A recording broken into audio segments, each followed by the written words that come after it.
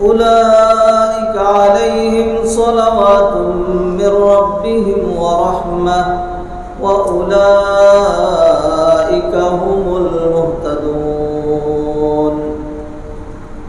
وعن ابن عباس رضي الله تعالى عنهما قال: كنت رديف النبي صلى الله عليه وسلم فالتفت إلي وقال: يا غلام إني أعلمك كلمات احفظ الله يحفظ احفظ الله تجده تجاهك إذا سألت فاسأل الله وإذا استعنت فاستعن بالله واعلم أن الأمة لو اجتمعت على أن ينفعوك بشيء لم ينفعوك إلا بشيء قد كتبه الله لك ولو اجتمعوا على أن يضروك بشيء لم يضروك إلا بشيء قد كتبه الله عليك رفعت الأقلام وجفت الصحف.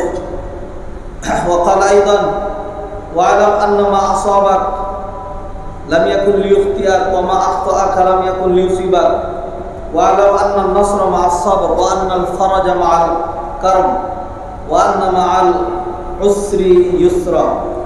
رواه الترمذي. আলহামদুলিল্লাহ আলহামদুলিল্লাহ আলহামদুলিল্লাহ। হাজিরানে মাজলিস, মুসল্লিয়ানে কেরাম, সম্মানিত ভাই ও বোনেরা, যেমনটি আপনারা আমাদের ওয়েবসাইটে দেখেছেন, যদি না দেখে থাকেন ইনশাআল্লাহ নিয়মিত ফলো করবেন। UCJME এটি এই নামে আমাদের ফেসবুক পেজ, তারপর আমাদের ইউটিউব এবং অন্যান্য যাবতীয় আধুনিক যোগাযোগের মাধ্যমে সব কিছু রয়েছে। আপনারা দেখেছেন আজকে আমাদের জুমার খুতবার বিষয় আশুরার প্রকৃত শিক্ষা ও সমসাময়িক মাইলস্টোন ট্র্যাজেডি, এটি নিয়ে আমরা আলোচনা করব। জানি না গত সপ্তাহের মতো আজকে আশুরার প্রকৃত শিক্ষা নিয়ে কতটুকু বলতে পারবো। সর্বপ্রথম মাইলস্টোন ট্র্যাজেডি নিয়ে আমরা ইনশাআল্লাহ আলোচনা করব। প্রতিটা জিনিস থেকে বিভিন্ন রকম আলোচনা থাকে, এক একজন এক এক রকম জিনিস খুঁজে পায়। সূর্যোদয়ের সময় এটি ইবাদতকারীরা যারা দিন চিন্তা করে তারা এখান থেকে আধ্যাত্মিকতা খুঁজে পায়, আর যারা কবি সাহিত্যিক তারা তাদের কামনা বাসনা তারপরে প্রবৃত্তির ঘোড়া দৌড়িয়ে সেখানে কাব্যের সূচনা ঘটায়। এক একজন এক একভাবে সেটাকে মূল্যায়ন করে, চিত্রিত করে। আর যে কোনো ঘটনা দুর্ঘটনা যা কিছু হোক, রাজনীতিবিদদের কাজ একরকম, ওলামায়ে কেরামের কাজ আরেক রকম, বুদ্ধিজীবী শিক্ষাজীবী বিবেকবান মানুষের চিন্তা ভাবনা আরেক রকম। তো বিষয় এরকম নয় যে একটা দুর্ঘটনা ঘটে যাবে, একটা বিপদ আপদ আসবে, আসলো গেল, আর এইভাবে চেয়ে চেয়ে দেখলাম, সেখান থেকে কিছুই নিলাম না, কিছুই শিখলাম না, বুঝলাম না, অ্যানালাইজ করার সুযোগ পেলাম না। যেমনটি বহু রমাদান বিদায় দিয়েছি, বহুবার হজ করেছি, প্রতিদিন নামাজ পড়ি, নামাজের লক্ষ্য উদ্দেশ্য, সিয়ামের টার্গেট, হজের শিক্ষা কিছুই ভাবি না। এইভাবে স্ট্রাকচারাল ইবাদত, এইভাবে জীবনযাপন করে আমরা জীবন কাটিয়ে দিয়েছি। আবার নতুন করে চিন্তা ভাবনার কি আছে? ভাবনা, চিন্তার, বুঝার, শিক্ষার, দেখার, উপদেশ গ্রহণ করার নামই হলো মানুষ। আর যারা এগুলো দেখেও দেখে না, বুঝেও বুঝে না, শুনেও শুনে না, ভেবেও ভাবে না, যে লাইফধারা আর লাইফস্টাইল জীবনধারার কোনো রকম পরিবর্তন আনে না, প্রকৃত মানুষ হওয়ার কোনো সম্ভাবনা নেই।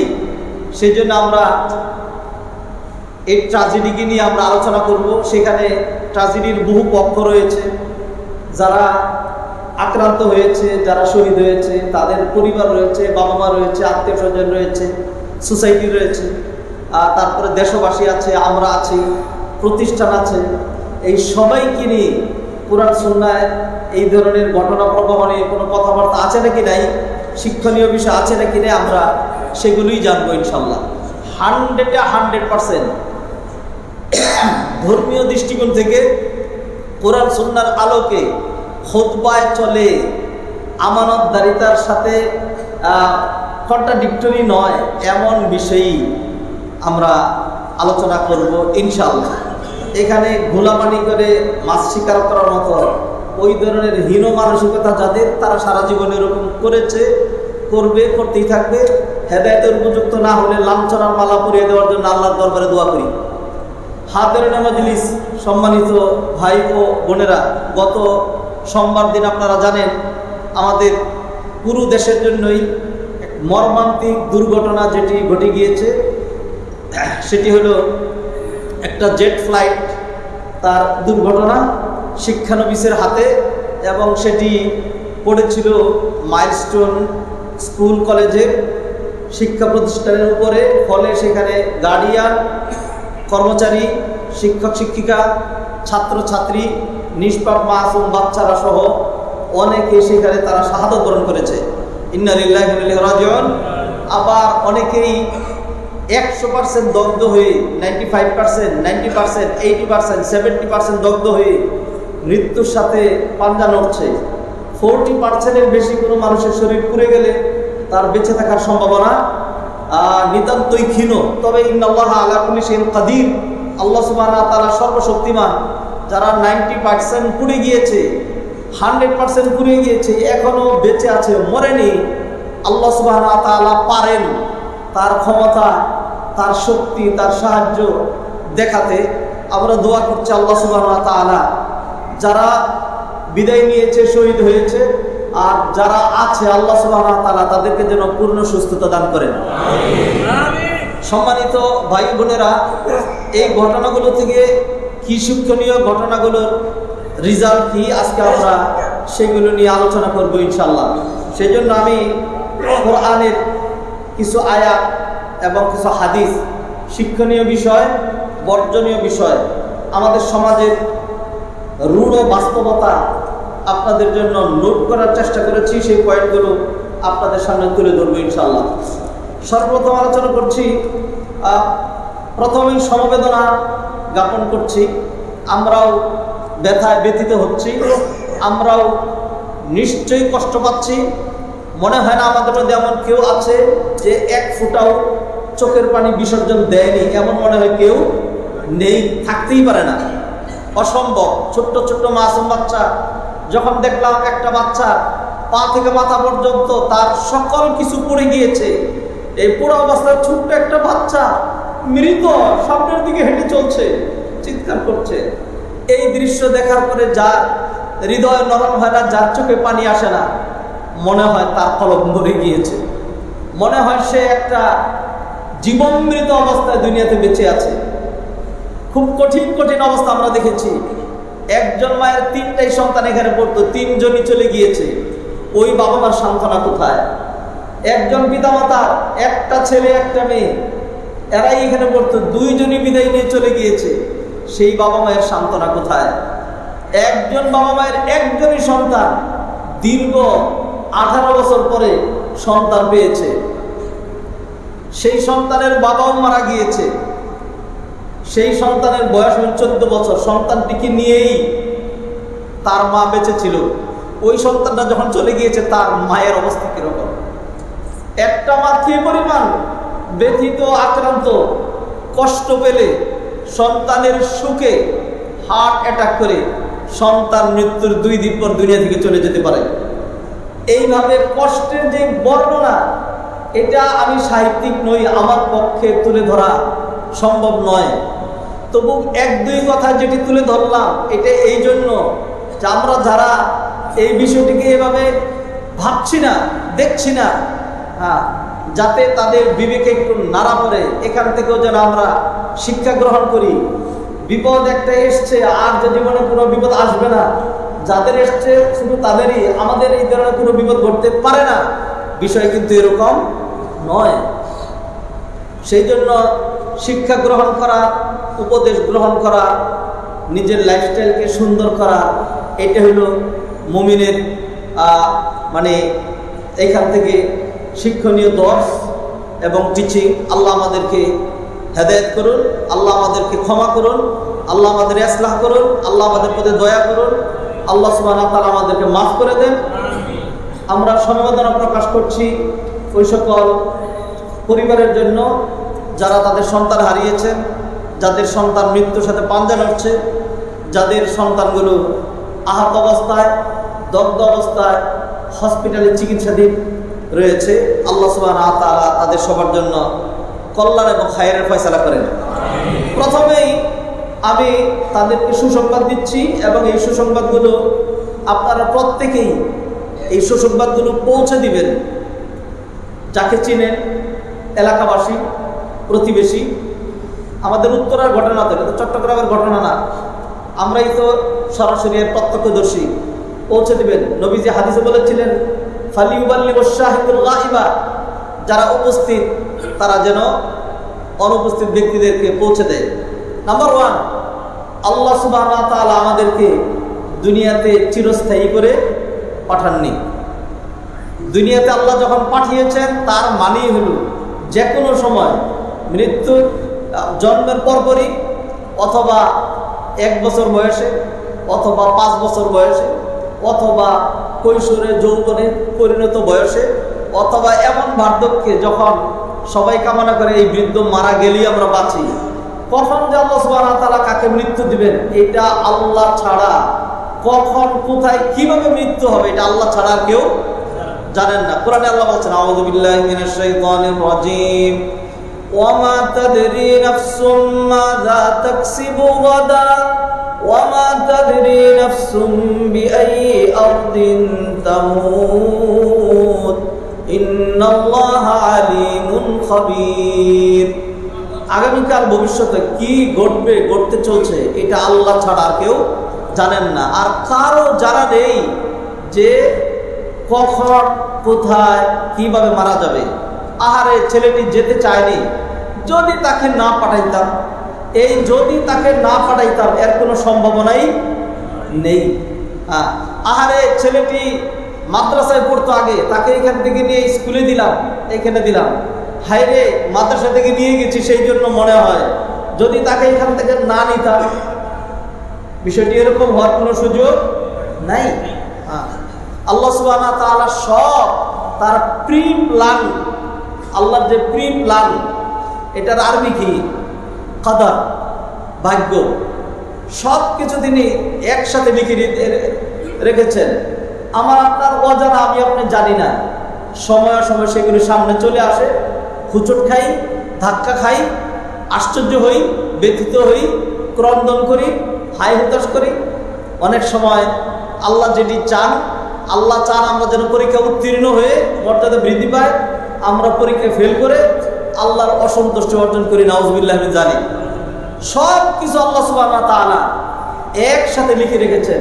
নবীজি হাদিসের মধ্যে বলছেন, আউয়ালু মা খালাকাল্লাহুল কলম, আল্লাহ সুবহানাহু ওয়া তাআলা সর্বপ্রথম কলম সৃষ্টি করেছেন। যখন কলম বলা হয় তখন আপনারা আমার পকেটে, আপনার পকেটের যে কলম, এইরকম কলম ভাইবেন না।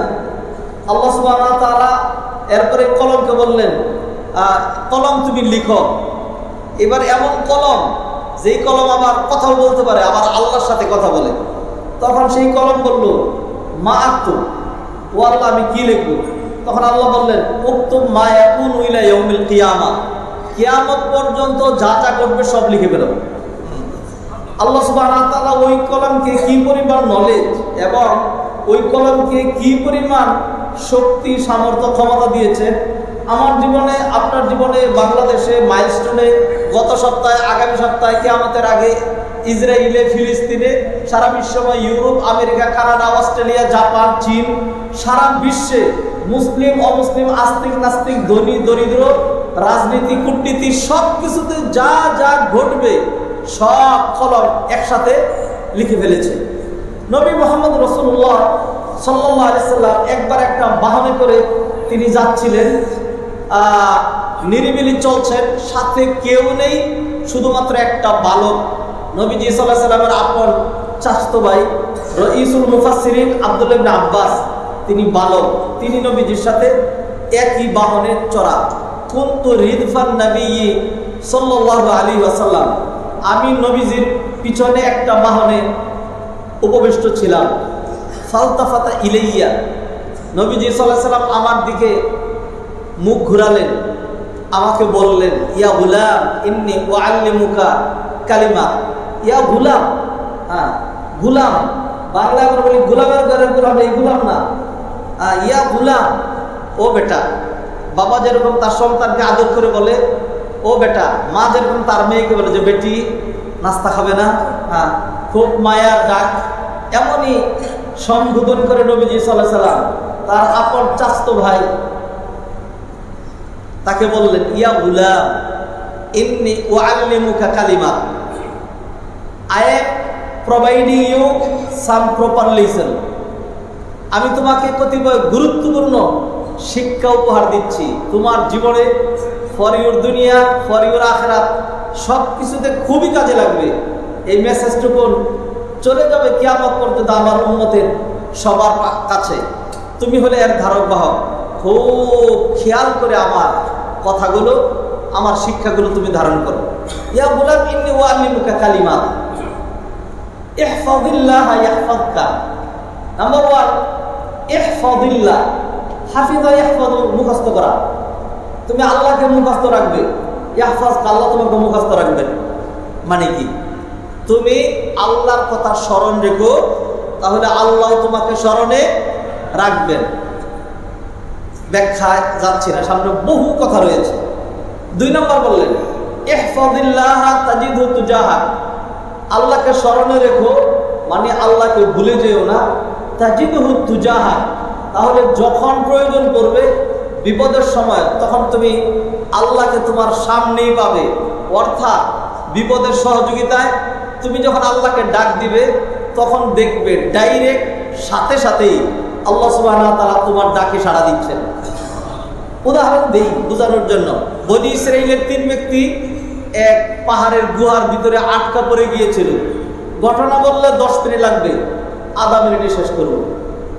এরপর তারা সেইখান থেকে দোয়া করলেন যে এখানে বাঁচানেওয়ালা আর কেউ নাই।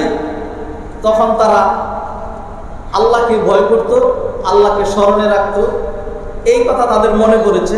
তখন তারা আল্লাহকে ডাক দিল, ও আল্লাহ, তোমাকে স্মরণ করেই তো এমন সুন্দর গোল্ডেন চান্স পেয়েছিলাম। যৌবনের কামনা, বাসনা, তাড়না, যৌনতা, উগ্রতা এত বেশি ছিল, মনে চেয়েছিল আগুনের মধ্যে ঝাঁপ দেই। এত সুন্দর গোল্ডেন চান্স পেয়েও যখন বলা হলো ইত্তাকিল্লাহ ওয়ালা তাফতাহিল খাতাম, আল্লাহকে ভয় করো, পাপের বোঝা কাঁধে নিও না, আমাকে কলঙ্কিত করো না। আল্লাহ, এত সুন্দর গোল্ডেন চান্স প্রত্যাখ্যান করে পালিয়েছিলাম, তোমাকে মনে করেই তো। আল্লাহ বিপদে পড়েছে, পাথরটা সরিয়ে দাও। আল্লাহ সুবহানাহু ওয়া তাআলা দেরি করলেন না। এই ধরনের কঠিন মুহূর্তে মানুষ যখন অন্তর থেকে ডাক দেয়, তখন আল্লাহ সুবহানাহু ওয়া তাআলা তার দোয়া কবুল করতে দেরি করেন না। সাথে সাথে আল্লাহ সুবহানাহু ওয়া তাআলা দোয়া কবুল করলেন। 3 ব্যক্তিকে পাহাড় থেকে উদ্ধার করলেন, বাকি 2 জনের কথা বললাম না। তো নবীজি আব্দুল্লাহ ইবনে আব্বাসকে শিখাইলেন, যদি আল্লাহকে ভুলে না যাও, তাহলে তুমি আল্লাহকে তোমার সামনেই পাবে, বিপদে তোমার প্রয়োজনে পাবে। এরপর নবীজি বলছেন, ওয়ালা ইদা সালতা ফাসালিল্লাহ, যদি চাইতে হয় আল্লাহর কাছেই চাবে। মানুষের কাছে চাইলে, ইভেন বাবা মা, শিল্পপতি, পুঁজিপতি, রাষ্ট্রনায়ক, মন্ত্রী, মিনিস্টার, এমপি, ধনী ব্যক্তি, সমাজের কর্ণধার, যার কাছেই চান না কেন, 1 বার 2 বার 3 বার যত বেশি চাইবেন তত বেশি নাখুশ হবে। টাকা কি গাছের পাতা, টাকা কি গাছের গোটা, ছেড়ে ছেড়ে তোমাকে দেব, প্রতিদিন পেয়েছোটা কি তুমি, কত রকম কত কথা আপনাকে শুনতে হবে। নবীজি শিখাইলেন, নিদা সালতা, যদি চাওয়ার দরকার হয়, ফাসালিল্লাহ, আল্লাহর কাছে চাইবা। আল্লাহর কাছে চাওয়া ডাইরেক্ট ইবাদত। আল্লাহর কাছে চাইলে আল্লাহ দিতে পারেন, আল্লাহর কোনো অভাব নাই। আল্লাহর কাছে যদি চাও, তাইলে আল্লাহ সুবহানাহু ওয়া তাআলা তোমার প্রতি খুশি হবেন। যত বেশি চাবা, ততই আল্লাহ তোমার প্রতি খুশি হবেন। ওয়াইদাস্তানতা, আর যদি সাহায্যের প্রয়োজন হয়, ফাস্তাইন বিল্লাহ, তাহলে সাহায্য নিবে আল্লাহর কাছ থেকেই, আল্লাহর কাছ থেকেই। ব্যাখ্যায় যাচ্ছে ওয়া আলাম, এরপরে নবীজি বললেন ওয়া আলাম, আর খুব ভালো করে জেনে রাখো, আন্নাল উম্মাতা লাউ ইজতামাআত আলা আন ইয়ানফাউকা বিশাই, দুনিয়ার সকল মানুষ যদি একদিকে যায় তোমার কল্যাণ করার জন্য, সকল মানুষ তোমার পক্ষে, আল্লাহ তোমার বিপক্ষে, আল্লাহ তোমার বিপক্ষে, দুনিয়ার সব মানুষ তোমার কল্যাণ করতে চাইলে, আল্লাহ যদি সে কল্যাণ মঞ্জুর না করেন, না চান, দুনিয়ার সমস্ত মানুষ মিলে তোমার এই কল্যাণ করতে পারবে না। ব্যাখ্যা যাচ্ছে এরপর পয়েন্ট নবীজি বললেন, আর ভালো করে মনে রাখবে, ওয়ালাউই জিত্তামাউ, আর দুনিয়ার সকল মানুষ যদি একদিকে যায়, ঐক্যমত পোষণ করে যে তারা তোমার ক্ষতি সাধন করবে, তোমাকে মেরে ফেলবে, তোমার এই করবে সে করবে, তা করবে, যা খুশি তা করবে, কিন্তু আল্লাহ সুবহানাহু ওয়া তাআলা তোমার জন্য যদি সেই ক্ষতি মঞ্জুর না করেন, দুনিয়ার সমস্ত মানুষ মিলেও তোমার এতটুকু ক্ষতি করতে পারবে না। ছোট্ট উদাহরণ দেই, নমরুদ বাহিনী, ওই সময় রাষ্ট্রের সকল মানুষ, ইব্রাহিম আলাইহিস সালামের বাবা, ইব্রাহিম আলাইহিস সালামের জ্ঞাতি গোষ্ঠী, আত্মীয় স্বজন সহ স্বেচ্ছায় অনিচ্ছায় যে কোনো কারণে হোক সকল মানুষ একদিকে গিয়েছিল, শুধু ইব্রাহিম আলাইহিস সালাম একাই অন্যদিকে ছিলেন এবং তারা সফল হয়েছিল। ইব্রাহিম আলাইহিস সালামকে বিবস্ত্র করে হাতে পায়ে বেঁধে বিশাল অগ্নিকুণ্ডে তারা নিক্ষেপ করেছিল। ইব্রাহিম আলাইহিস সালামকে জ্বলন্ত অঙ্গার বানিয়ে দুনিয়া থেকে বিদায় করে দিবে। দুনিয়ার সকল মানুষ তাদের সকল চেষ্টা তারা করেছিল, আল্লাহ সুবহানাহু ওয়া তাআলা ইব্রাহিমের ক্ষতি চান নাই। ইব্রাহিম আলাইহিস সালাম 40 দিন আগুনের ভিতরে দগ্ধ না হয়ে শান্তি এবং আরামে বসে থাকলেন। উদাহরণ এগুলি রয়েছে। এরপরে নবীজি সাল্লাল্লাহু আলাইহি সাল্লাম বললেন, রুফিআতিল আকলাম, রুফিআতিল আকলাম, আকলাম কলমের বহুবচন, প্লুরাল। যেই কলমগুলো দিয়ে আমার আপনার তাকদীর ভাগ্য লেখা হয়েছে, এটা উঠিয়ে নেওয়া হয়েছে, শেষ সব আজাল, তাকদীরে আজালি, বহু আগে, কয়দিন আগে, 10,000 বছর, 50,000 বছর, 50 লক্ষ বছর, 50 কোটি বছর, আল্লাহ ছাড়া কেউ জানে না, সব লেখা শেষ। আমি আর আপনি আজকে এসছি, কালকে এসছি, আগামীকালকে নাই, কিন্তু আল্লাহ সুবহানাহু ওয়া তাআলা বহু আগে, কত আগে জানি না, ছিলেন, থাকবেন, সব তিনি তার মতো করেছেন, কত কিছু করেছেন, কত কিছু করছেন, কত কিছু করবেন। ওয়ায়াখলুকু মা লা তা'লামুন, সদা সর্বদা আল্লাহ এমন অনেক কিছু করে যাচ্ছেন, সৃষ্টি করছেন, মা লা তা'লামুন, যা তোমরা জানো না, আমাদের জানার প্রশ্নই আসে না। নবীজি বলেন, রুফিআতিল আকলাম, কলম উঠিয়ে নেওয়া হয়েছে, ওয়াজাফাতিস সুহুফ, আর সহিফা, খাতা, ডায়েরি, রেজিস্টার, লৌহে মাহফুজ, যেখানে লেখা হয়েছে লেখাগুলো শুকিয়ে গিয়েছে, তুমি আঙ্গুল দিয়ে বসা মেরে যে ওইটাকে উঠিয়ে চেঞ্জ করে ফেলবে, হাকে না করবে, নাকে হা করবে, এর কোনো সুযোগ নাই। রুফিআতিল আকলাম ওয়াজাফাতিস সুহুফ, সব এগুলো হয়ে গিয়েছে। এরপরে নবীজি সাল্লাল্লাহু আলাইহি ওয়াসাল্লাম আরো বললেন, ওয়ালাম, আরো ভালো করে জেনে রাখো, আন্নামা আসাবা, তোমার যেই বিপদ ঘটে গিয়েছে, আসাবা, আসাবা ইউসিবু, সেখান থেকে মুসিবত, বাংলায় বলে মুসিবত, বাংলায় বলে মুসিবত, এটা আরবি শব্দ। ওয়ালাম আন্নামা আসাবা, তোমার যে বিপদ ঘটে গিয়েছে, লাম ইয়াকুন লিউখতিয়া, এটা না ঘটার ছিল না, এমন না যে কেমনে ঘটে গেল, আরে এটা ঘটবেই, ভালো হোক মন্দ হোক, যা ঘটেছে তা ঘটারই ছিল। ওয়ামা আখতাআকা, আর যা তোমার হয়নি, যেমন আমি আপনি সেই ঘটনায় সরাসরি আক্রান্ত হইনি, মানসিক দিক থেকে আক্রান্ত হয়েছি, আমরা সেখানে পুরে যাইনি, ওই স্কুলে আরো বহু ছাত্র শিক্ষক অন্যান্যরা ছিল, 1 মিনিট আগে একটা বাচ্চা ছিল, সে মারা যায়নি, 5 মিনিট পরে দৌড়াই আসছে, এসে আগুন লেগে গেছে, সেও বেঁচে গিয়েছে। তো যার বিপদ ঘটে গিয়েছে তার বিপদ না ঘটার মতো নয়, আর যার ঘটেনি তারটা ঘটার মতো। এটার নাম কি? এটার নাম ঈমান, এটার নাম ঈমান। এইটা আপনার বিশ্বাস আছে তো আপনি ঈমানদার, আর যদি এটার বিশ্বাস না থাকে তাহলে আপনি কি না? ঈমানদার না। আবু দারদা রাদিয়াল্লাহু তাআলা তিনি বর্ণনা করছেন, লা ইয়াবলুগু আবদুল হাকিকাতাল ঈমান হাত্তা ইয়ালাম আন্না মা আসাবাহু লাম ইয়াকুন লিউখতিহু। একজন মানুষ প্রকৃত অর্থে ঈমানদার হতে পারবে না যতক্ষণ পর্যন্ত সেই বিশ্বাসটা করবে না যে তার যে বিপদ ঘটে গিয়েছে এটা না ঘটার ছিল না, আর যা ঘটেনি এটা ঘটার ছিল না, এই বিশ্বাস যতক্ষণ তার পারফেক্ট না হবে। এটা ইমাম বাইহাকি তার শুআবুল ঈমানে 211 নম্বর হাদিস। আরো অন্যান্য গ্রন্থে আছে, তড়িঘড়ি তাড়াহুড়ার কারণে সব লেখাও সম্ভব হয় না। তো ইমানের হাকিকত কি? এটা বিশ্বাস করা যা ঘটেছে তা ঘটারই ছিল, না ঘটার নয়। হাদিসে জিবরিলে নবীজি সাল্লাল্লাহু আলাইহি সাল্লাম, জিবরিল আমিন যখন প্রশ্ন করেন আখবিরনি মাল ঈমান, ঈমান কাকে বলে, নবীজি 6টা পয়েন্ট উল্লেখ করেছেন। আনতুমিনা বিল্লাহ ওয়া মালাইকাতিহি ওয়া কুতুবিহি ওয়া রুসুলিহি ওয়াল ইয়াউমিল আখির। এর 5টা, 6 নাম্বারটার 2টা উইং। ওয়া তুমিনা বিল কদারি খাইরিহি ওয়া শাররিহি, ভাগ্যের ভালোটাও বিশ্বাস করা, ভাগ্যের মন্দটাও বিশ্বাস করা। ভাগ্যের 2টা দিক আছে, ভাগ্যের 2টা দিক আছে, এই বিশ্বাস করা। এটা বিশ্বাস করলে ইমানদার, বিশ্বাস না করলে তার ইমানই পূর্ণ হয় নাই।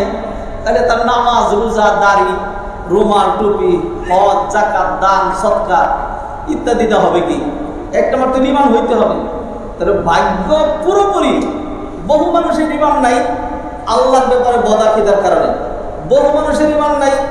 যত মানুষ পৃথিবীতে মুমিন মুসলমান দেখেন, সবই কি মুমিন মুসলমান? আরে না ভাই, এত সহজ না। কোটি কোটি মানুষের ইমান নাই কোরআনের কারণে, কারণ তারা কোরআন বিরোধী, কোরআন বিরোধী, কোরআনের শত্রু। কোরআনের কথা বললে, কোরআনের আইনের কথা বললে, কোরআনের শাসনের কথা বললে, কোরআনের বিচার ব্যবস্থার কথা বললে যাদের গায়ে আগুন ধরে যায়, আল্লাহর রাস্তা বলছে আমার ফতোয়াবাজি দরকার নাই, কোরআনের মধ্যে আপনার ইমান আছে। আপনার কোনো ইমান আছে তো, আমি এটা বিশ্বাস করি, এটা কোরআন। এখন এটা কি বলবো আপনি বলেন? এটা কোরআন, এটা বিশ্বাস করেন না ইমান? বহু মানুষ এটা কারণে ইমান নাই। বহু মানুষের ইমান এই জন্য নাই যে সে গায়েবটা বিশ্বাস করে না। কবরের আযাব নামাজ পড়ে, কবরের আযাব বিশ্বাস করি না, বা কবরের আযাবের কথা ডাইরেক্ট কোরআনের মধ্যে নাই, নবীজি হাদিসের মধ্যে বলছেন হাদিস মানি না। তাহলে বহু মানুষ এই অর্থে ইমানদার নাই, আল্লাহরে বিশ্বাস করে না। এই কোটি কোটি মানুষ আল্লাহর বিশ্বাসের উপরে ঝামেলা। খালি কইলো যে আল্লাহ একজনের বিশ্বাস করি, এইটুকু কইলে হয়ে গেল না। বহু মানুষের কোরআনের কারণে ইমান নাই, অনেকের আল্লাহর প্রতি ইমান না থাকার কারণে ফেরেশতা, আবার একটা লম্বা গ্রুপ এদের ভাগ্যের প্রতি ইমান না থাকার কারণে তারা ইমানহীন।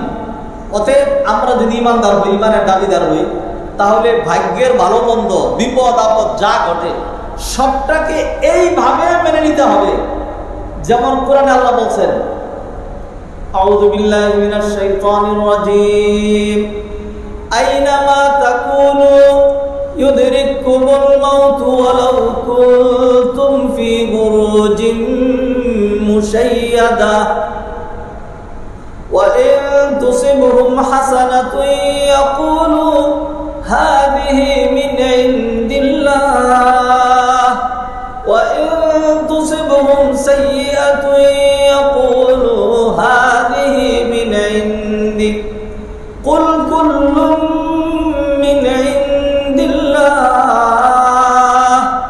ফামা লিহাউলাইল কওমি লা ইয়াকাদুনা ইয়াফকাহুনা হাদীসা। আল্লাহ বলছেন আইনামা তাকুনু, যেখানেই যাও না কেন, ইউদরিকুমুল মাউতু, সঠিক সময়ে মৃত্যু তোমাকে ধরবেই। আচ্ছা, মৃত্যুর সঠিক সময় আর সঠিক জায়গাটা কে জানেন?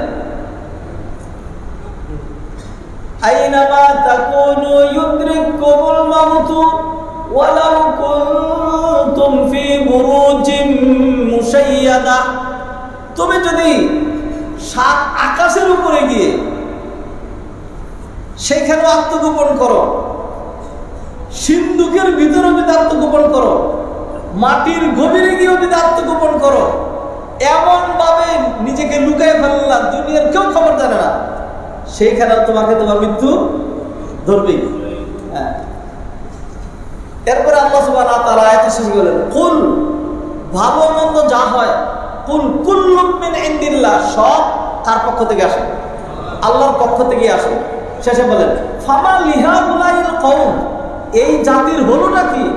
লা ইয়াকাদুনা ইয়াফকাহুনা হাদিসা, এত ভালো করে বোঝানোর পরেও কথাগুলো তারা বুঝতেই চায় না, কথাগুলো তারা বুঝতেই চায় না।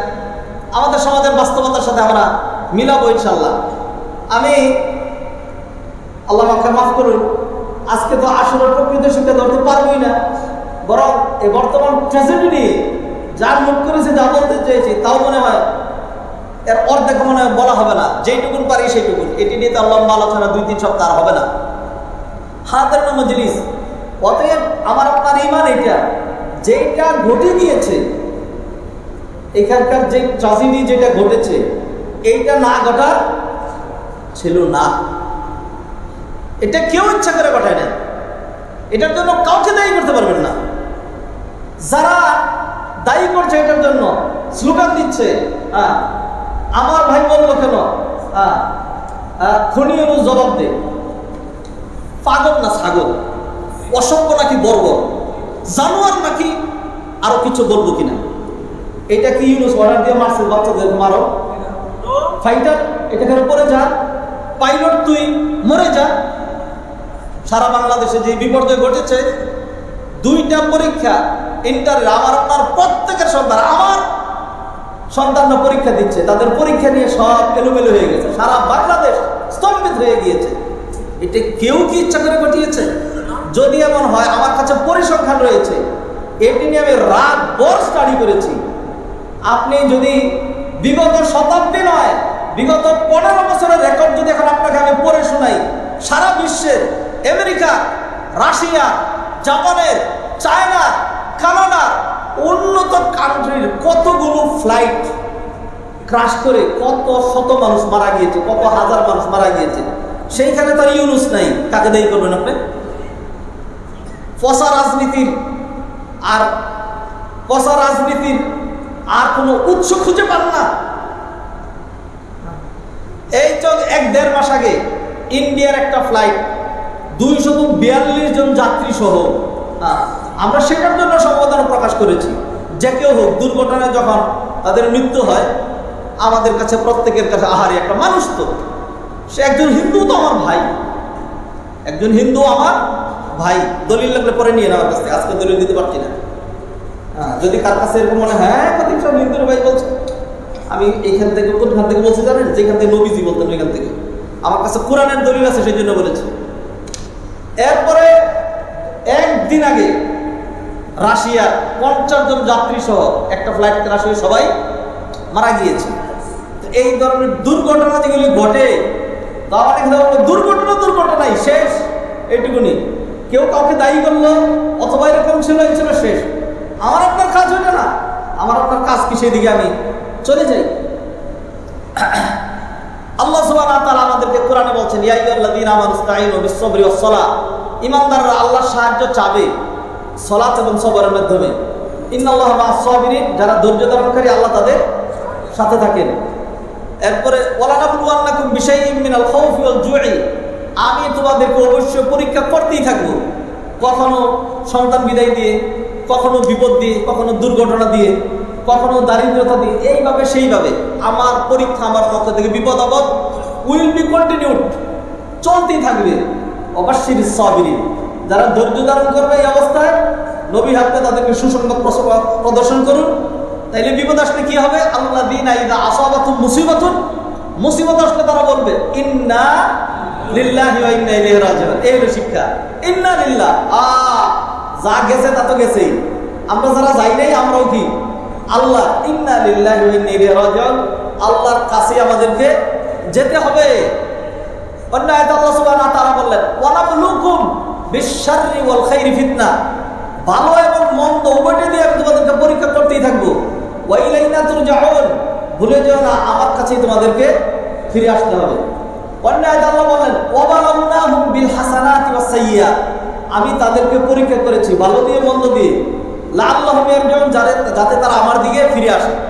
তাহলে নাম্বার 1, বিপদ আপদ মুসিবত ইত্যাদির 1 নাম্বার শিক্ষা যেটা আল্লাহ সুবহানাহু ওয়া তাআলা যেটা চান, সেটা হলো তুই অন্যদিকে চলে যাচ্ছিলি, বিপদে চলে যাচ্ছিলি, লাগামটাকে একটু টাইট দিলাম, একটু টেনে ধরলাম, যাতে ঘুরে আবার আমার দিকেই ফিরে আসে। এটা হলো নাম্বার 1 টার্গেট। আমরা আল্লাহর দিকে ফিরে না এসে এই ধরনের পরিস্থিতিতে আরো বহু দূরে চলে যাই। আল্লাহ সুবহানাহু ওয়া তাআলা আমাদেরকে মাফ করেন। হাদিরিন মজলিস, সম্মানিত ভাই ও বোনেরা, অতএব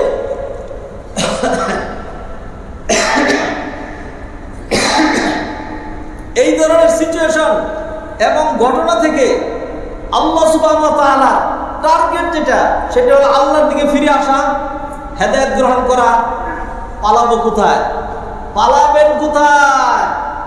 পালানোর কোনো জায়গা নাই। আইনাল মাফার, কোথায় পালাবা? আল্লাহ তো আমাদেরকে শিখিয়ে দিয়েছেন, আমরা অন্য কোনো রাজনীতিবিদের বাড়িতে পালাইতে যাবো না। ফাফিরু ইলাল্লাহ, যদি পালাইতে হয় তাহলে কার কাছে? আল্লাহর কাছে। বিপদে পড়লে আমরা ডাকি আল্লাহকে। হ্যাঁ, বাঘ দেখলে বাঘের ভয় পায়, মানুষ উল্টা দিকে দৌড় দেয়। বিপদে আমরা আল্লাহরে ভয় পাই, তখন আল্লাহর দিকেই দৌড় দিই। হ্যাঁ, আল্লাহ সুবহানাহু ওয়া তাআলা, আল্লাহর দিকে যেন আমরা আশ্রয় নিই, আল্লাহর কাছেই যেন পলায়ন করি, সেই জন্য আল্লাহ সুবহানাহু ওয়া তাআলা এইভাবে বিপদ আপদগুলো দিয়ে থাকেন। তবে এই ধরনের বিপদে পড়ে মানুষ উপদেশ গ্রহণ করে না, কারণ মানুষের মধ্যে বিভিন্ন রকম মানুষ আছে। আল্লাহ সুবহানাহু ওয়া তাআলা বিপদ আপদ, সূর্যোদয় সূর্যাস্ত, রাত দিন, বৃষ্টি রৌদ্র, কালের আবর্তন, সিজনের পরিবর্তন, তারপর ধন সম্পদ, দারিদ্রতা, যত রকম যা কিছু দেখছেন সব আল্লাহর পক্ষ থেকে নিদর্শন। কারো মৃত্যু, কারো জন্মগ্রহণ, এগুলো সব আল্লাহর নিদর্শন। আল্লাহ এই নিদর্শনগুলো কেন দেন? যাতে মানুষ এই নিদর্শনগুলো থেকে উপদেশ গ্রহণ করে নিজেকে সংশোধন করতে পারে। আল্লাহ কোরআনে বলেন, সানুরিহিম আয়াতিনা ফিল আফাকি ওয়া ফি আনফুসিহিম হাত্তা ইয়াতাবায়ানা লাহুম আন্নাহুল হক। দিক দিগন্তের সমস্ত জায়গায় আমি আমার নিদর্শনগুলো ছড়িয়ে দিব, যাতে তারা বুঝতে পারে যে না, আন্নাহুল হক, আল্লাহ সত্য, সব আল্লাহর পক্ষ থেকে। এটা হলো আল্লাহ সুবহানাহু ওয়া তাআলার টার্গেট। তো এই ধরনের নিদর্শনগুলো সবাই গ্রহণ করতে পারে না। এক নাম্বার কারা পারে না? যাদের কলমের ভিতরে, এই ভাইয়েরা খেয়াল করে শোনেন, যাদের কলমের ভিতরে আমিত্ব, বড়ত্ব, নেতৃত্ব, কর্তৃত্ব, বাহাদুরি, পচা বস্তা রাজনীতি যাদের অন্তরের ভিতরে আছে, এরা এই সমস্ত জায়গা থেকে হেদায়েত পায় না। কোরআনের আয়াত দলিল নেন, রেফারেন্স যদি লাগে পরে আইসেন আমার কাছে। আর যদি কেউ কোরআন বিশ্বাস না করে, তাহলে আপনার মতো এরকম আমার খারাপ মানুষের সাথে আমার 1 মিনিট সময় নষ্ট করার মতো কোনো সুযোগ নাই। আল্লাহ কোরআনে বলেন, সাআসরিফু আন আয়াতি আল্লাযীনা ইয়াতাকাব্বারুনা ফিল আরদি বিগাইরিল হক। যারা জমিনে অন্যায়ভাবে দম্ভ করে বেড়ায়, আমি 1000 নিদর্শন পাঠাইলেও এদেরকে সেই নিদর্শন থেকে বঞ্চিত রাখবো। ওয়া ইয়ারা কুল্লা আয়াতিন লা ইউমিনু বিহা। লক্ষ কোটি নিদর্শন যদি তারা দেখে, তাহলে এইখান থেকে তারা উপদেশ গ্রহণ করতে পারবে না। ওয়া ইয়ারা সাবিলা রুশদি লা ইয়াত্তাখিযুহু সাবিলা। ভালো কিছু যদি তারা দেখে, তাহলে তারা এটা গ্রহণ করবে না। ওয়া ইয়ারা সাবিলাল গায়ি। আর যখনই খারাপ পচা কিছু দেখবে, বলবে পাইছি রে, তখন এটাকে ধরবে। কুত্তার পেটে, আবার বলি কুকুরের পেটে, ডিউজের পেটে ঘি হজম হয় না, গু হজম হয়। মানুষ ঘি গ্রহণ করে, গু থেকে দূরে চলে যায়। আর কুকুর গু নেয়, ঘি নেয় না। মানুষের মধ্যে এই মার্কা কিছু মানুষ আছে, যারা নাকি তাদের পেটে ঘি হজম করতে পারে না। ওই কথা আল্লাহ কোরআনে বলছেন, সূরা আরাফ, ওয়া ইয়ারা সাবিলার রুশদি লা ইয়াত্তাখিযুহু সাবিলা ওয়া ইয়ারা সাবিলাল গায়ি ইয়াত্তাখিযুহু সাবিলা। হাজিরান মাজলিস, সম্মানিত ভাই বোনেরা, কথাকে আর সাজানোর সুযোগ হলো না। এলো পাথারি এখন কিছু কথা আপনাদের সামনে ঢেলে দিয়ে আমার ঘড়ি আমাকে ওয়ার্নিং দিচ্ছে, খুতবা শেষ করা লাগবে। আল্লাহ কোরআনে বলেন, কুল্লু নাফসিন যায়িকাতুল মাউত। কুল্লু নাফসিন যায়িকাতুল মাউত। দীর্ঘ হায়াত, অনেক দিন বেঁচে থাকা, নেতৃত্ব, কর্তৃত্ব, বাহাদুরি, বাড়িগাড়ি, মিল ফ্যাক্টরি, ইন্ডাস্ট্রি, এইগুলোর মধ্যে কল্যাণ না। আসল কল্যাণ, আসল সফলতা নেক এবং ঈমানের সাথে, মৃত্যুর সাথে, হুসনুল খাতিমার সাথে। আসল কল্যাণ কিসের সাথে? নেক মৃত্যু এবং ঈমানের সাথে, মৃত্যুর সাথে। স্মরণ করছি যারা মারা গিয়েছে, শিক্ষক, শিক্ষিকা, গার্ডিয়ান, কর্মচারী, আমি সুসংবাদ দিচ্ছি তাদেরকে, তারা শহীদ। আমি সুসংবাদ দিচ্ছি তাদেরকে, তারা শহীদ। সুসংবাদ আমি দেনেওয়ালাকে, আমি দেনেওয়ালা নই, দেনেওয়ালা নবী মুহাম্মদ রাসূলুল্লাহ সাল্লাল্লাহু আলাইহি সাল্লাম। সেটা আপনাদের সামনে উল্লেখ করলাম, তুলে ধরলাম। নবীজি একদিন সাহাবায়ে কেরামকে জিজ্ঞাসা করলেন, মা তাউদ্দুনা শাহিদা ফিকুম, তোমরা কাদেরকে শহীদ মনে করো? তোমরা কাদেরকে শহীদ মনে করো? তখন সাহাবায়ে কেরাম বললেন, মান কুতিলা ফি সাবিলিল্লাহি ফাহুয়া শাহীদুন, আল্লাহর রাস্তায় জিহাদ করতে গিয়ে যে মারা যায় সে শহীদ। নবীজি বললেন, ইন্না হাউলা ইদান শুহাদা উম্মতি লাকালিল, তাহলে আমার উম্মতের শহীদের সংখ্যা খুব কম হয়ে যাবে। তখন নবীজি সাল্লাল্লাহু আলাইহি ওয়াসাল্লাম বলতে শুরু করলেন, আল হারকু শাহাদা ওয়াল গারকু শাহাদা ওয়াল মাকতুলু শাহীদ, ওয়াল গারিকু শাহীদ, মান কুতিলা দুনা মালিহি ফাহুয়া শাহীদ, ওয়া মান কুতিলা দুনা ইরদিহি ফাহুয়া শাহীদ, মান কুতিলা মাজলুমান ফাহুয়া শাহীদ। কোন ব্যক্তি যদি তার ইজ্জতের হেফাজত করতে গিয়ে মারা যায় সে শহীদ। একটা মেয়ে কয়েকটা ছেলে জোর জবরদস্তি বলক তার ঘরে ঢুকে তার ইজ্জত নষ্ট করতে চেষ্টা করলো, সে বলল জান যেতে পারে। এরপরে তাদের সাথে এমনভাবে প্রতিরোধ শুরু করলো, যখন তারা দেখলো সম্ভব নয় তখন তাকে মেরে ফেললো। নবীজি বললেন এই মেয়েটা শহীদ, যেহেতু তার ইজ্জতের হেফাজত করতে গিয়ে মারা গিয়েছে। আমার মাল সম্পদ, আমার ঘরে মাল সম্পদ আছে, ডাকাত আসছে, দিতেই হবে। বললো না, দিব না। মারামারি করলাম, মারামারি করতে গিয়ে তাকে মেরে ফেললাম। মারামারি করতে গেলে মরে গেল আর কি, ও জাহান্নামে যাবে। মারামারি করতে গিয়ে আমাকে মেরে ফেললো, আমি শহীদ, যেহেতু আমি আমার মালের হেফাজত করার জন্য। মান কুতিলা মাজলুমান, অন্যায়ভাবে কাউকে যদি মারা হয়, জুলুম করে কাউকে যদি মারা হয়, তাহলে সে কি শহীদ, সে শহীদ। তারপরে হলো আগুনে করে মারা গেলে শহীদ। পেটের পীড়ায় কেউ যদি মারা যায়, মাকতুলু শাহীদুন, তাইলে সে ওয়ান নুফাসাউ শুহাদা, যেই মেয়েরা যেই মহিলারা সন্তান প্রসবের সময় কষ্টে মারা যায় তারা শহীদ। পানিতে পড়ে পানিতে ডুবে যারা মারা যায়, আগুনে পড়ে যারা মারা যায়, দেয়াল চাপা করে যারা মারা যায় তারা কি শহীদ। মহামারীতে যারা মারা যায় তারা শহীদ। এইভাবে নবীজি সাল্লাল্লাহু আলাইহি ওয়াসাল্লাম অনেক শহীদের কথা বললেন।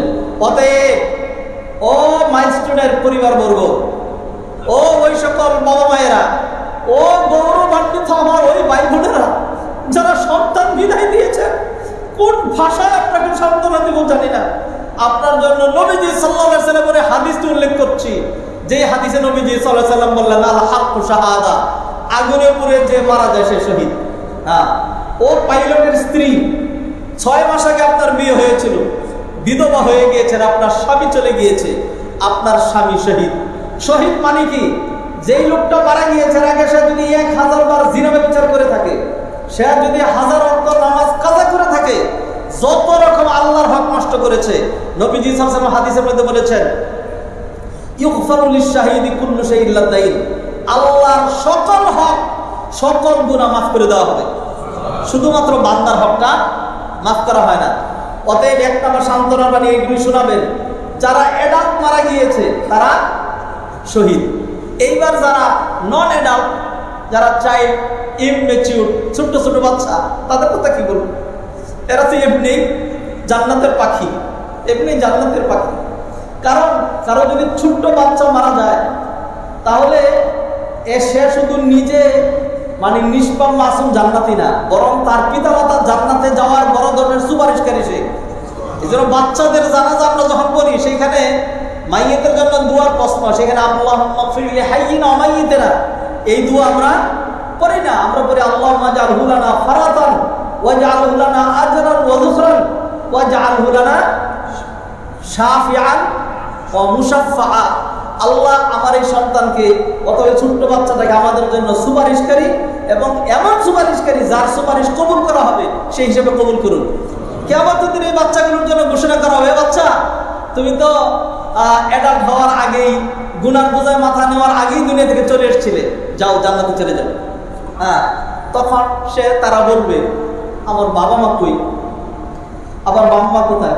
আরে তোমার বাবা মা তো গুনাহ করে এমন বেশি গুনাহ করেছে, এখন তো তাদের জন্য জাহান্নামের ফয়সালা হয়ে গেছে। তখন বাচ্চাগুলো বলবো ঠিক আছে, আমরা জান্নাতে গেলাম না, যাব না।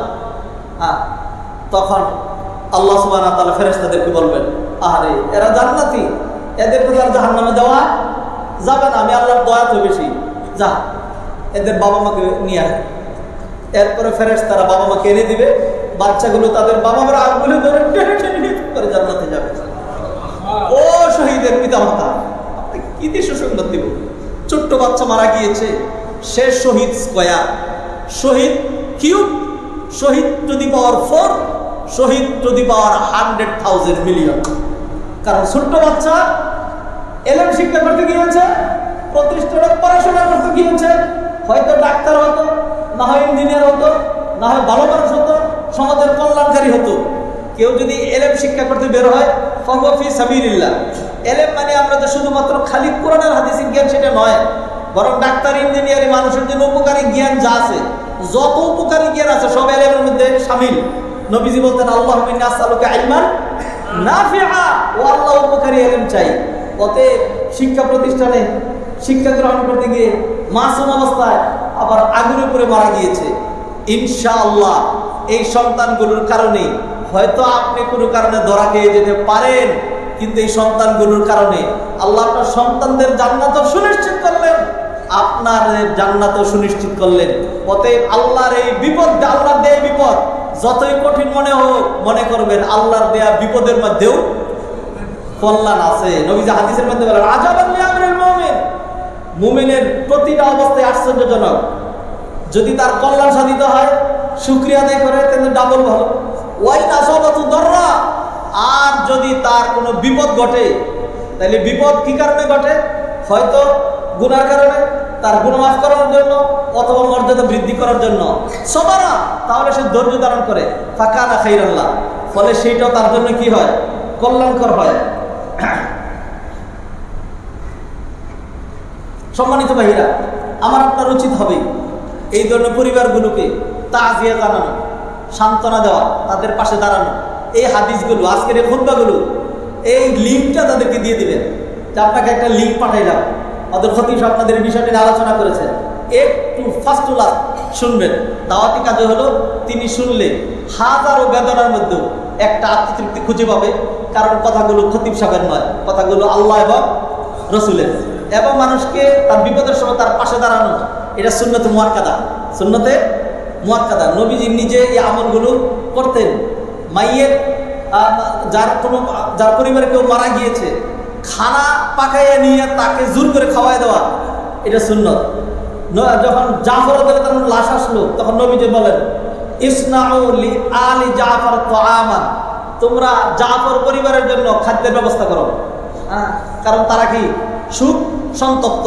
অতএব আমার আপনার উচিত তাদের কাছে দাঁড়ানো। নবীজি হাদিসের মধ্যে বললেন, মান আজ্জা মুসাবান ফালাহু মিসলু আজরিহি, কোনো বিপদগ্রস্ত ব্যক্তিকে যে সান্ত্বনা দেয়, সে বিপদে পড়ে যেই পরিমাণ সওয়াব পায়, ওই লোক সান্ত্বনা দিয়েও সওয়াবের এক অংশীদার হয়ে যায়। হাদিসটা তিরমিজি এবং ইবনে মাজাহ আব্দুল্লাহ ইবনে মাসউদ থেকে বর্ণনা করা হয়েছে। অন্য হাদিসে, বুখারী মুসলিমের হাদিস, নবীজি বললেন, মান নাফাসা আন মুমিনিন কুরবাতাম মিন কুরাবিদ দুনিয়া, যে কোনো ব্যক্তি কোনো মুমিন মুসলমানের দুনিয়ার একটা বিপদ আপদ, একটা দুঃখ দুর্দশা লাঘব করার চেষ্টা করে, আল্লাহ সুবহানাহু ওয়া তাআলা এই উসিলায় তার কিয়ামতের দিনের বড় ধরনের বিপদ আপদ দূর করে দেন, ওই বিপদ আপদ থেকে তাকে উদ্ধার করেন। সম্মানিত ভাই ও বোনেরা, নবীজি সাল্লাল্লাহু আলাইহি ওয়াসাল্লাম আরেকটা হাদিসে বললেন, তারাল মুমিনিনা ফি তারাহুমিহিম ওয়া তাআতুহিম ওয়া তাওয়াদ্দিহিম কামাসালিল জাসাদিল ওয়াহিদ, সারা বিশ্বের সকল মুমিন মুসলমানদেরকে বিপদ আপদ, দুঃখ দুর্দশা, মায়া মমতার দিক থেকে একটা শরীরের মতো মনে করবে। এক দাঁতের ব্যথা হলে সারা শরীরে খাদ্য দংশন করে, পায়ের আঙ্গুলে যদি পুষ্টা লাগে, ব্যথা লাগে, নোকটা উঠে যায়, সারাটা শরীর ক্লান্ত হয়ে যায়। আঙ্গুলের জন্য সারা শরীর ব্যথিত হয়, দাঁতের জন্য সারা শরীর ব্যথিত হয়, পেটের জন্য সারা শরীর ব্যথিত হয়, মাথা ব্যথা সারা শরীর ব্যথিত হয়। ঠিক তদ্রুপ সারা বিশ্বের মধ্যে বাংলাদেশ, ইন্দোনেশিয়া, মালয়েশিয়া, ফিলিস্তিন, সৌদি আরব, সারা বিশ্বের মুসলমানরা যে যেখানে আছে, সবাইকে নবীজি সাল্লাল্লাহু আলাইহি ওয়াসাল্লাম একটা শরীরের সাথে, একটা বডির সাথে তুলনা করেছেন।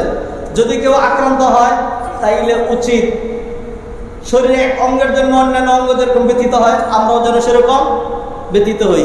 ব্যথিত হই না তো আমার মনে হয়, আল্লাহ মাফ করুক, যেহেতু আমার আপনার উপলব্ধি শক্তি লুপ পেয়ে গিয়েছে, সেই জন্য আল্লাহ সুবহানাহু ওয়া তাআলা আমাদের কর্মের কারণে এই বিপদ দিয়ে আমাদেরকে একটা খুঁচা দিয়ে দেখিয়েছেন, দেখ কেমন লাগে, দেখ কেমন লাগে।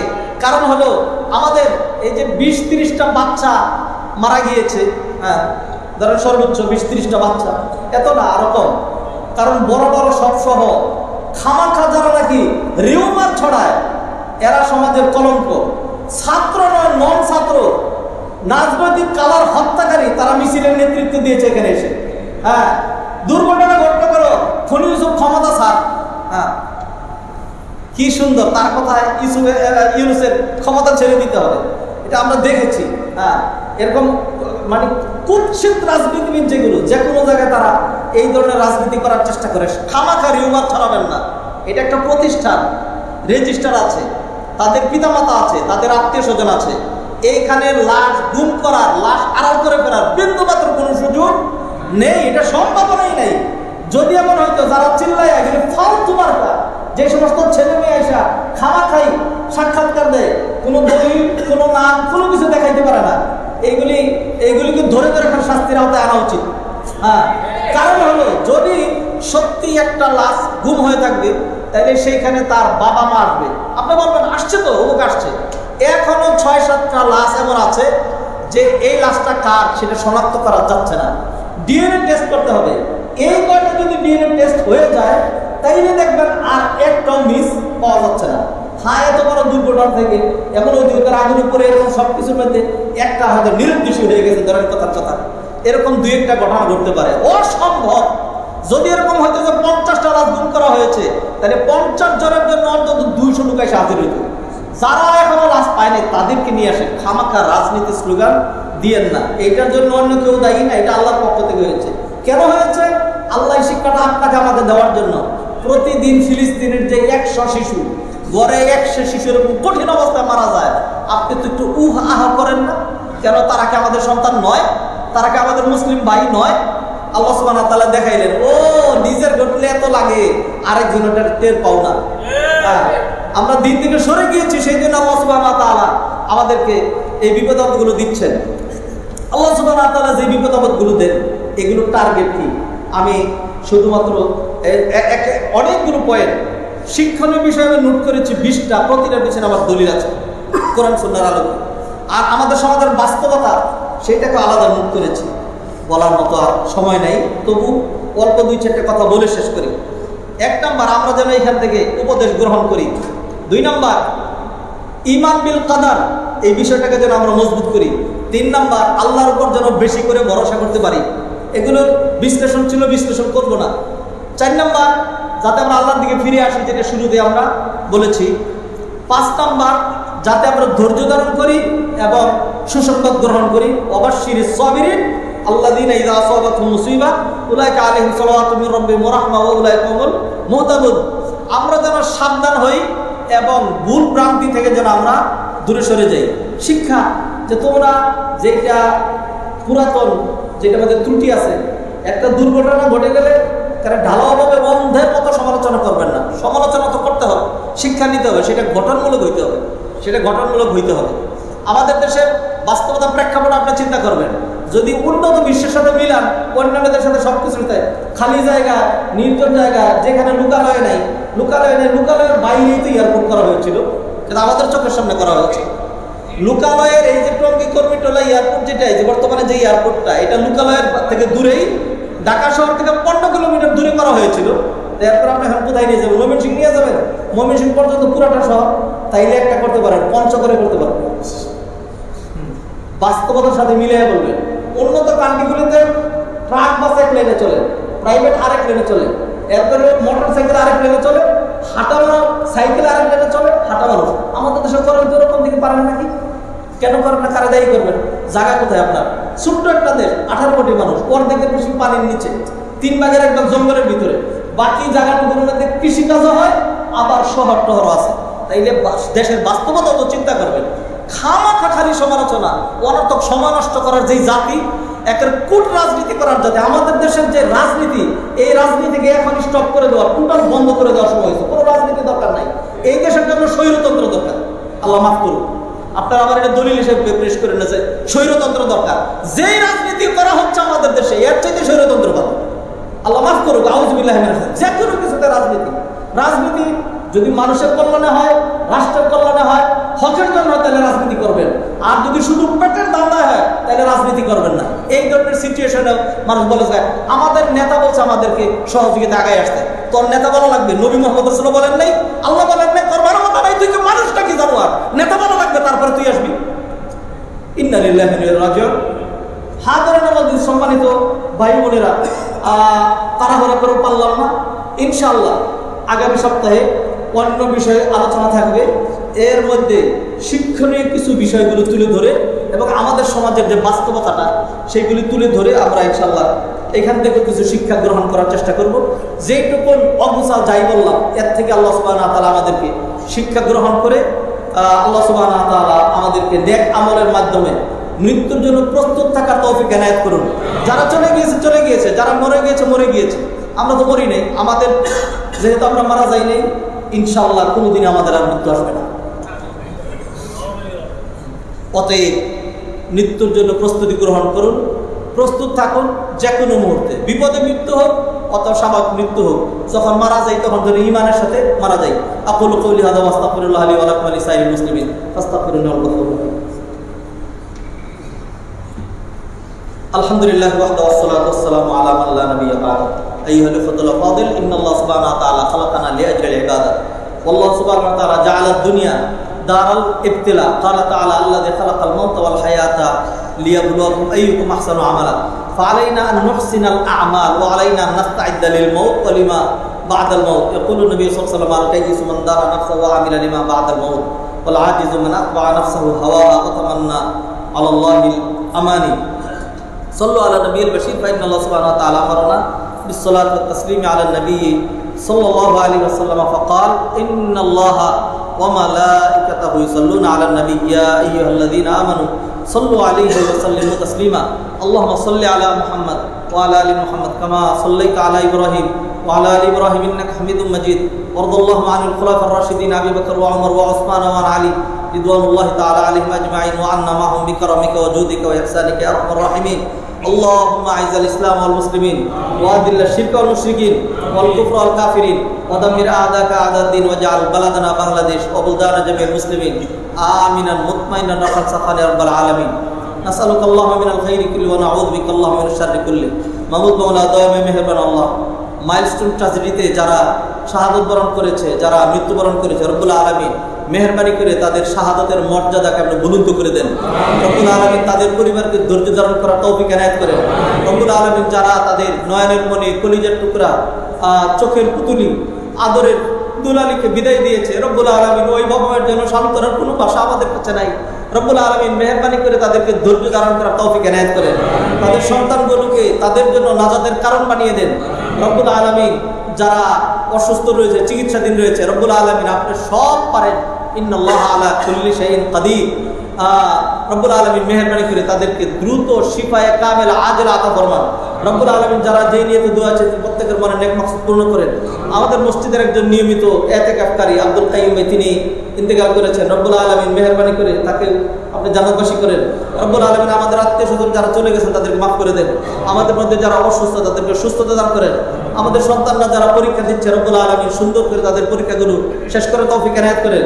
রব্বুল আলামিন আমাদের দেশের কল্যাণে যারা কাজ করে তাদের তৌফিক বাড়ায় দেন। রব্বুল আলামিন যারা পেটের ধান্দায়, যারা চুরির জন্য, যারা সন্ত্রাস করার জন্য, যারা চাঁদাবাজির জন্য, রব্বুল আলামিন যারা শুধুমাত্র কুৎসিত রাজনীতি করার জন্য সমাজে বিশৃঙ্খলা তৈরি করে, আল্লাহ দোয়া করছি আল্লাহ আপনি তাদেরকে লানতের মালা পরায় দেন। আল্লাহ আপনি তাদেরকে হেদায়েত করেন। হেদায়েতের উপযুক্ত না হলে রব্বুল আলামিন এই দেশটা রব্বুল আলামিন 54টা বছর ধরে মুসলমানেরা কষ্ট করছে, আমরা আর পশ্চাতে পিছনের দিকে যেতে চাই না। রব্বুল আলামিন মেহেরবানি করে কল্যাণের দিকে আমাদেরকে এগিয়ে দেন। রব্বুল আলামিন আপনি আমাদেরকে হেদায়েত করেন, আমাদের জাতির জন্য, আমাদের দেশের জন্য কল্যাণের ফয়সালা করেন। রব্বানা আতিনা ফিদ দুনিয়া হাসানাহ ওয়া ফিল আখিরাতি হাসানাহ ওয়া কিনা আযাবান নার। রব্বানা তাকাব্বাল মিন্না ইন্নাকা আনতাস সামিউল আলিম ওয়া তুব আলাইনা ইন্নাকা আনতাত তাওয়াবুর রহিম। সুবহানা রাব্বিকা রাব্বিল ইজ্জাতি আম্মা ইয়াসিফুন ওয়া সালামুন আলাল মুরসালিন ওয়ালহামদুলিল্লাহি রাব্বিল আলামিন।